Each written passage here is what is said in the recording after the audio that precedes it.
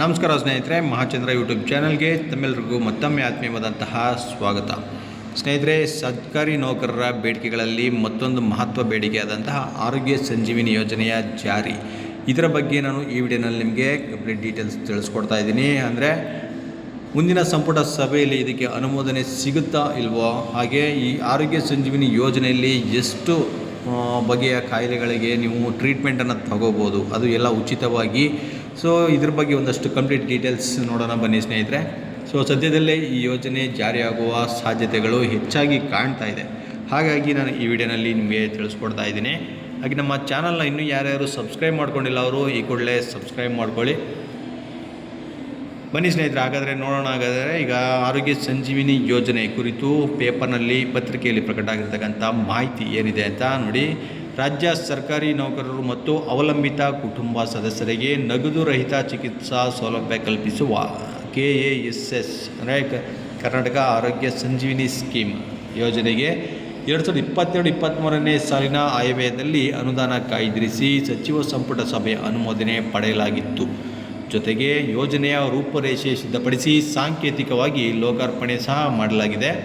ಆದರೆ ಸುವರ್ಣ ಆರೋಗ್ಯ ಸುರಕ್ಷಾ ಟ್ರಸ್ಟ್ನಲ್ಲಿ ಉಂಟಾದ ಕೆಲವು ಆಡಳಿತಾತ್ಮಕ ಹಾಗೂ ತಾಂತ್ರಿಕ ಸಮಸ್ಯೆಗಳ ಕಾರಣದಿಂದಾಗಿ ಕಳೆದ 3 ವರ್ಷಗಳಿಂದ ಈ ಯೋಜನೆ ಅನುಷ್ಠಾನಕ್ಕೆ ಬಂದಿರಲಿಲ್ಲ. ಈಗ ಯೋಜನೆ ಅಂತಿಮ ಹಂತದಲ್ಲಿದೆ. ನೋಡಿ, ಇದರಿಂದ ಆರೋಗ್ಯ ಸಂಜೀವಿನಿ ಯೋಜನೆಯಿಂದ 1500ಕ್ಕೂ ಹೆಚ್ಚಿನ ಕಾಯಿಲೆಗಳಿಗೆ ಉಚಿತ ಚಿಕಿತ್ಸೆಯನ್ನು ನೀವು ಪಡ್ಕೋಬೋದಾಗಿದೆ. ಯೋಜನೆಯಡಿ ನೋಡಿ, ಈ ಯೋಜನೆಯಡಿ ನಿರ್ದಿಷ್ಟ ಕಾಯಿಲೆಗಳ ಚಿಕಿತ್ಸೆಯ ದರಗಳ ಬಗ್ಗೆ ಪ್ಯಾಕೇಜನ್ನು ಸರ್ಕಾರವು ಮಾಡಿಕೊಳ್ಳಲಿದೆ. ಈ ಪ್ಯಾಕೇಜ್ಗಳಿಗೆ ಸಂಬಂಧಿಸಿದಂತೆ ಆಸ್ಪತ್ರೆಗಳೊಂದಿಗೆ ಸರ್ಕಾರವು ಒಪ್ಪಂದ ಮಾಡಿಕೊಳ್ಳಲಿದೆ. ಒಪ್ಪಂದದ ಪ್ರಕಾರ ಚಿಕಿತ್ಸೆಗಳಿಗೆ ಅನುಗುಣವಾಗಿ ಆಸ್ಪತ್ರೆಗಳಿಗೆ ಸರ್ಕಾರದಿಂದ ಅನುದಾನ ಹೋಗಲಿದೆ.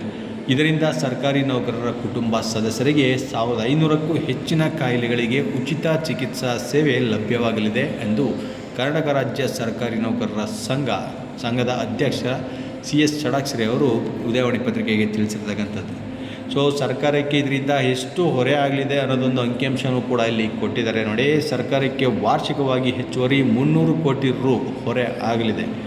ಸ್ನೇಹಿತರೆ, ಸರ್ಕಾರಿ ನೌಕರರಲ್ಲಿ ಎಲ್ಲರೂ ಕೂಡ ಆರೋಗ್ಯ ತಪ್ಪೋದಿಲ್ಲ. ಆರೋಗ್ಯ ತಪ್ಪತಕ್ಕಂಥವ್ರದ ಈ ಸ್ಕೀಮ್ನಲ್ಲಿ ಹೋಗಿ ಟ್ರೀಟ್ಮೆಂಟ್ ತೊಗೋಬೋದಷ್ಟೇ. ಇದೊಂದು ಅಂಕಿಅಂಶ ಸುಮ್ಮನೆ ಕೊಟ್ಟಿರೋದು ಅಂತಲೇ ಹೇಳ್ಬೋದು. ನೋಡಿ, ಇದರಲ್ಲಿ ವಾರ್ಷಿಕವಾಗಿ 1000 ಕೋಟಿ ರು ಖರ್ಚಾಗಲಿದೆ. ಈ ಪೈಕಿ 50% ವೆಚ್ಚವು ಸರ್ಕಾರಿ ನೌಕರರು ನೀಡುವ ಮಾಸಿಕ ವಂತಿಗೆಯಿಂದ ಬರಲಿದೆ. ಈಗಾಗಲೇ ಸರ್ಕಾರಿ ನೌಕರರ ವೈದ್ಯಕೀಯ ವೆಚ್ಚಕ್ಕಾಗಿ ಸರ್ಕಾರವು ಸುಮಾರು 200 ಕೋಟಿ ರು ವ್ಯಯಿಸುತ್ತಿದೆ. ಆಲ್ರೆಡಿ 200 ಕೋಟಿ ಖರ್ಚು ಮಾಡ್ತಾ ಇದ್ದಾರಂತೆ ಸರ್ಕಾರಿ ವೈದ್ಯಕೀಯ ವೆಚ್ಚಕ್ಕಾಗಿ, ನೌಕರರ ವೈದ್ಯಕೀಯ ವೆಚ್ಚಕ್ಕಾಗಿ ಅಂತ. ಇದನ್ನು ಲೆಕ್ಕಕ್ಕೆ ತೆಗೆದುಕೊಂಡರೆ ಈ ಯೋಜನೆ ಜಾರಿಯಿಂದ ಸರ್ಕಾರಕ್ಕೆ ವಾರ್ಷಿಕವಾಗಿ ಹೆಚ್ಚುವರಿಯಾಗಿ ಸುಮಾರು 300 ಕೋಟಿ ರು ಹೊರೆ ಬೀಳಲಿದೆ. ಒಟ್ಟು 22 ಲಕ್ಷ ಕುಟುಂಬಗಳು KASS ಅಂದರೆ ಆರೋಗ್ಯ ಸಂಜೀವಿನಿ ಯೋಜನೆಯ ಫಲಾನುಭವಿಗಳಾಗಲಿದ್ದಾರೆ.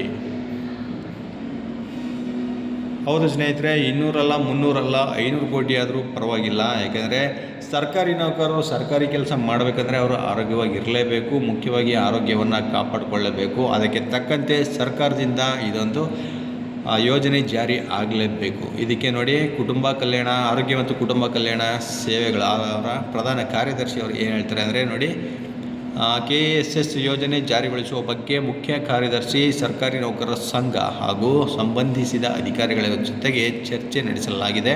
ರೂಪರೇಷೆ ಸಹ ಸಿದ್ಧವಾಗಿದೆ ಅಂತ ಹೇಳಿದ್ದಾರೆ. ಇನ್ನು ಸರ್ಕಾರಿ ನೌಕರರ ಸಂಘದ ಅಧ್ಯಕ್ಷರಾದಂತಹ ಷಡಾಕ್ಷರಿ ಅವರು ಹೇಳಿರ್ತಕ್ಕಂಥದ್ದು, ನೋಡಿ, ಈ ಯೋಜನೆಯು ಜಾರಿಯಾಗಲು ಅಂತಿಮ ಹಂತದಲ್ಲಿದ್ದು ಸರ್ಕಾರ ಶೀಘ್ರದಲ್ಲೇ ಯೋಜನೆ ಅನುಷ್ಠಾನಕ್ಕೆ ತರುವ ನಿರೀಕ್ಷೆ ಇದೆ. ಅಂತಿಮ ಹಂತದ ಆದೇಶವಾಗುವುದು ಬಾಕಿ ಇದೆ. ಈ ಯೋಜನೆಯಿಂದ 22 ಲಕ್ಷ ಸರ್ಕಾರಿ ನೌಕರರ ಕುಟುಂಬಗಳಿಗೆ ಉಚಿತ ಚಿಕಿತ್ಸೆ ಸೌಲಭ್ಯ ಸಿಗಲಿದೆ. ಸೊ ಸರ್ಕಾರಿ ನೌಕರರ ಬೇಡಿಕೆಗಳಲ್ಲಿ ಇದೊಂದು ಮಹತ್ವದ ಬೇಡಿಕೆ ಅಂತಲೂ ಅಂದ್ಕೋಬೋದಾಗಿತ್ತು. ಸೊ ಅಂಥದ್ರಲ್ಲಿ ಇದು ಈಗ ಸದ್ಯದಲ್ಲೇ ಜಾರಿಯಾಗುವ ಸಂಭವ ಇದೆ. ಮುಂದಿನ ಸಂಪುಟದಲ್ಲಿ ಇದು ಅನುಮೋದನೆ ಆಗುತ್ತಾ ಅಂತ ನೋಡೋದಾದರೆ ನೋಡಿ, KSS ಯೋಜನೆ ಜಾರಿಗೊಳಿಸುವ ಕುರಿತು ಇತ್ತೀಚೆಗೆ ರಾಜ್ಯ ಸರ್ಕಾರಿ ನೌಕರರ ಸಂಘದ ನಿಯೋಗವು ಸರ್ಕಾರದ ಮುಖ್ಯ ಕಾರ್ಯದರ್ಶಿ ಜೊತೆಗೆ ಚರ್ಚಿಸಿದೆ. ಈ ಯೋಜನೆಗೆ ಸರ್ಕಾರ ಕಾಯ್ದಿರಿಸಿರುವ ಅನುದಾನದ ಜೊತೆಗೆ ಹೆಚ್ಚುವರಿಯಾಗಿ ತಗುಲುವ ವೆಚ್ಚವನ್ನು ಸರ್ಕಾರಿ ನೌಕರರು ಮಾಸಿಕ ವಂತಿಗೆ ಮೂಲಕ ನೀಡಲು ಒಪ್ಪಿಗೆ ಸೂಚಿಸಿರುವ ವಿಷಯವನ್ನು ಸರ್ಕಾರದ ಗಮನಕ್ಕೆ ತರಲಾಗಿದೆ. ಮುಂದಿನ ಸಚಿವ ಸಂಪುಟ ಸಭೆಯಲ್ಲಿ ಈ ಯೋಜನೆ ಜಾರಿಗೆ ಗ್ರೀನ್ ಸಿಗ್ನಲ್ ಸಿಗುವ ಬಹುತೇಕ ಸಾಧ್ಯತೆಗಳಿವೆ.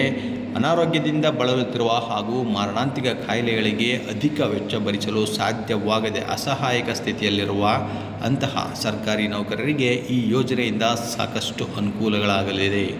ಸೊ ಎಷ್ಟು ಬೇಗ ಈ ಯೋಜನೆ ಜಾರಿಯಾಗುತ್ತೋ ಅಷ್ಟು ಬೇಗ ಈಗ ಆಲ್ರೆಡಿ ಕಾಯಿಲೆಯಲ್ಲಿ ನರಳ್ತಾ ಇರ್ತಕ್ಕಂಥ ಸರ್ಕಾರಿ ನೌಕರರಿಗೆ ಅನುಕೂಲ ಆಗಲಿದೆ.